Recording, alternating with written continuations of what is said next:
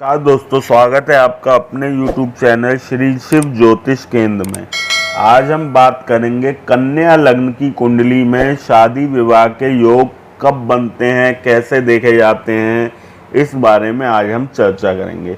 तो यह वीडियो काफ़ी इम्पोर्टेंट होने वाली है, इसलिए वीडियो में एंड तक बने रहें और बिल्कुल भी स्किप नहीं करें, वरना आपको समझ में नहीं आएगा। स्टेप बाय स्टेप बहुत ही ध्यान से देखें। तो कन्या लग्न की कुंडली इस प्रकार इसकी जाना जाता है कि लग्न यानी पहले भाव में यहाँ पे ये 6 नंबर की गिनती लिखी हुई है, इसका मतलब यह कुंडली कन्या लग्न की कुंडली है। अच्छा, शादी विवाह का जो देखा जाता है वह जन्म कुंडली में, लग्न कुंडली में सप्तम भाव से देखा जाता है। सप्तम भाव ही शादी के लिए विचार करने के लिए होता है। 7वें घर से ही शादी विवाह से संबंधित संपूर्ण ज्ञान की प्राप्ति होती है।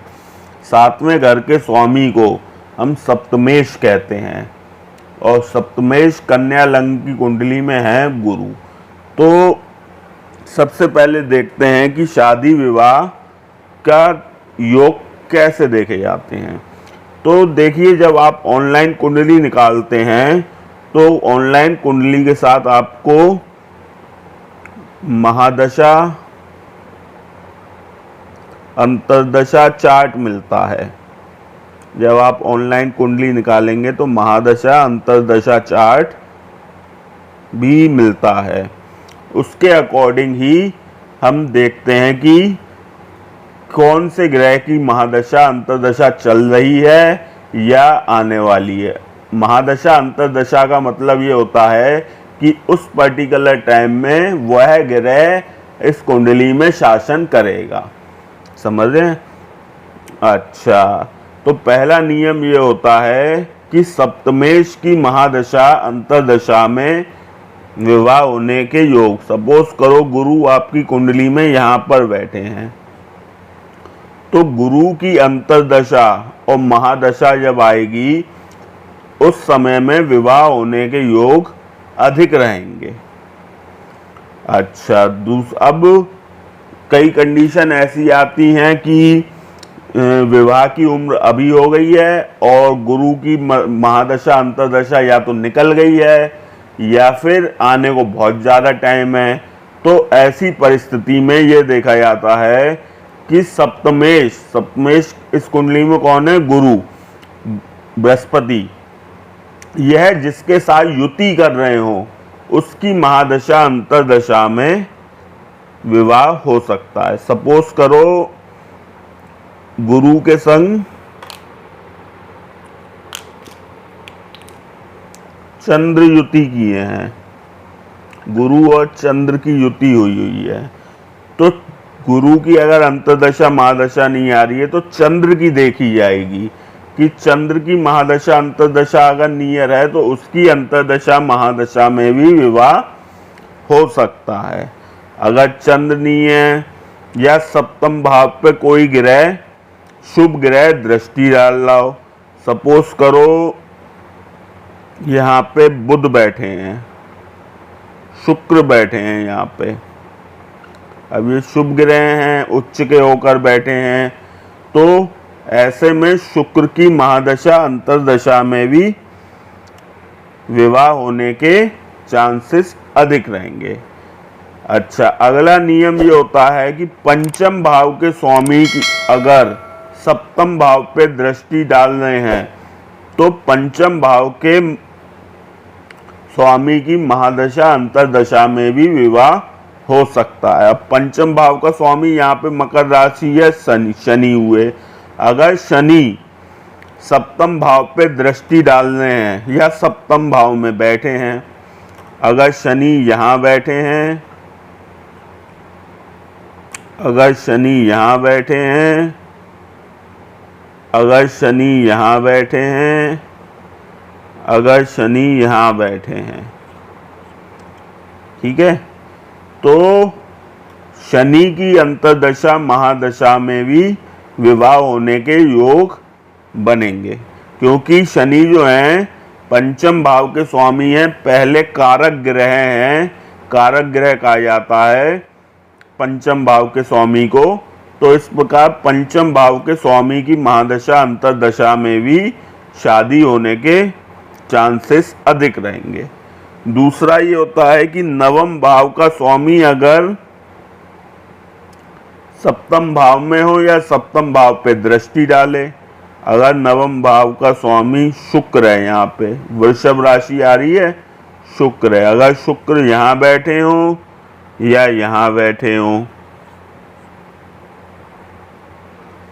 तो भी शुक्र की महादशा अंतरदशा में भी विवाह होने के काफी योग रहते हैं।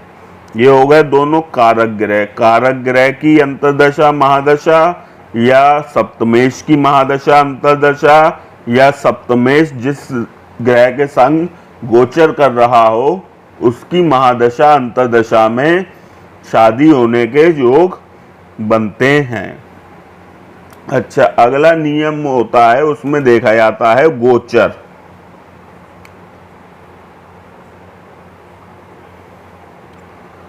गोचर जैसे अभी 1 मई 2024 को गुरु वृषभ राशि में आए हैं। अच्छा, तो यहां पे बैठ के तो गुरु सप्तम भाव पे दृष्टि नहीं डाल रहे हैं। जब गुरु यहाँ पे कर्क राशि में आ जाएंगे 11वें भाव में, तब वो सप्तम भाव पे दृष्टि डालेंगे। सपोज करो अभी मई 2024 में यहाँ है, एक साल में एक राशि में रहते हैं गुरु, 2025 में यहाँ, 2026 में यहाँ। तो जब 2026 में गुरु यहाँ पर आ जाएंगे, उस कंडीशन में शादी होने के योग अधिक रहेंगे कन्या लग्न वालों के गोचर के अकॉर्डिंग। अंतरदशा महादशा के अकॉर्डिंग भी बनते हैं योग और गोचर के अकॉर्डिंग भी देखे जाते हैं। अब ये होता है कई बार कि रिश्ते की बात आ रही है, रिश्ते की बात चलती है, लेकिन शादी नहीं हो रही है। वह इसी समस्या के कारण ही होता है। जैसे पुरुषों की कुंडली में शुक्र जो है कारक ग्रह हैं। अब शुक्र जो है, सूर्य बुध और शुक्र, सूर्य बुध और शुक्र, इन तीनों का गोचर लगभग साथ में रहता है। शुक्र, सूर्य और बुध, कभी 1-2 घर आगे पीछे हो गए तो हो गए, वरना ये तीनों ग्रह साथ साथ चलते हैं। 14 अप्रैल को हम सूर्य के अकॉर्डिंग ही एक मोटा एग्जाम्पल मैं आपको बताने के लिए समझा देता हूँ। 14 अप्रैल को सूर्य होते हैं मेष राशि में।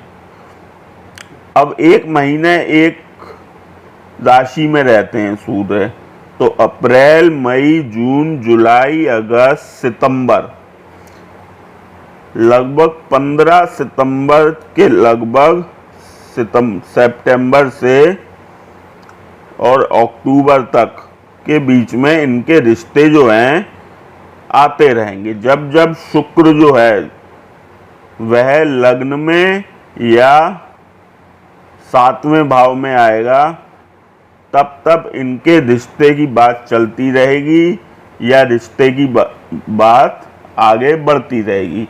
लेकिन जब तक सप्तमेश की दृष्टि नहीं पड़ेगी तब तक रिश्ता तय नहीं होता है। गोचर के अकॉर्डिंग यह देखा जाता है। अब जैसे अप्रैल, मई, जून, जुलाई, अगस्त, सितंबर, अक्टूबर, नवंबर, दिसंबर, जनवरी, फरवरी, मार्च, 15 सितंबर अक्टूबर मान लो और इधर 15 मार्च अप्रैल मान लो। इन 2 महीनों में इनके रिश्ते की बात चलती रहेगी कन्या लग्न की कुंडली में। तो इस प्रकार मैंने आपको बताया कि कन्या लग्न की कुंडली में शादी विवाह के योग कैसे बनते हैं। अगर वीडियो पसंद आई हो, वीडियो को लाइक करें, शेयर करें, कमेंट करें। अगर आप चैनल पे नए हैं तो चैनल को सब्सक्राइब करें। बहुत बहुत धन्यवाद आपका वीडियो देखने के लिए।